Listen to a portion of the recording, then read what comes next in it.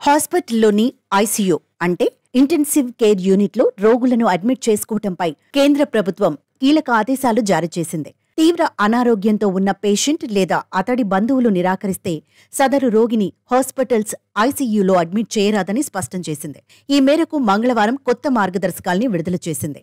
ఐసీయూలో రోగి అడ్మిషన్, వైద్య చికిత్సకు సంబంధించి పరిగణనలోకి తీసుకోవాల్సిన అంశాల్ని కేంద్రం తాజాగా వెల్లడించింది.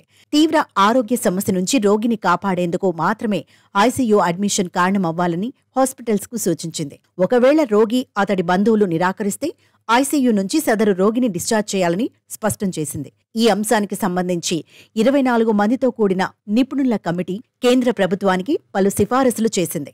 ఐసీయూలో ఎప్పుడు చేర్చుకోవచ్చనే విషయంలో కేంద్రం ఏమంటోందంటే, అవయవ వైఫల్యం, ఆర్గాన్ సపోర్ట్ అవసరమైనప్పుడు, రోగి ఆరోగ్యం విషమించే పరిస్థితులు ఉన్నప్పుడు ఐసీయూలో చేర్చుకోవచ్చు. శస్త్రచికిత్స తర్వాత పరిస్థితి దిగజారితే అప్పుడు కూడా పేషెంట్ను ఐసీయూలో కొనసాగించవచ్చు. గుండె, శ్వాసనాళాల్లో సమస్యలు, శస్త్రచికిత్సలు చేయించుకున్న రోగులను కూడా ఐసీయూలో చేర్చొచ్చు.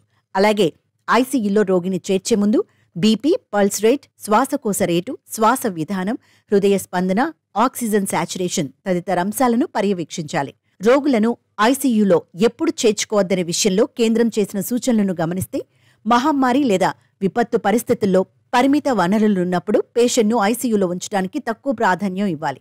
తదుపరి వైద్య చికిత్స సాధ్యం కానప్పుడు లేదా అందుబాటులో లేనప్పుడు, అప్పటి వరకు అందిస్తున్న వైద్య చికిత్సతో ఫలితం లేనప్పుడు, ముఖ్యంగా రోగి జీవించే అవకాశం లేనప్పుడు ఐసీయూలో చేర్చుకోవద్దని మార్గదర్శకాల్లో కేంద్రం తెలిపింది. రోగి లేదా అతడి బంధువుల నిర్ణయానికి ప్రాధాన్యం ఇవ్వాలని, వారు నిరాకరిస్తే రోగిని ఐసీయూలో చేర్చుకోరాదని స్పష్టం చేసింది.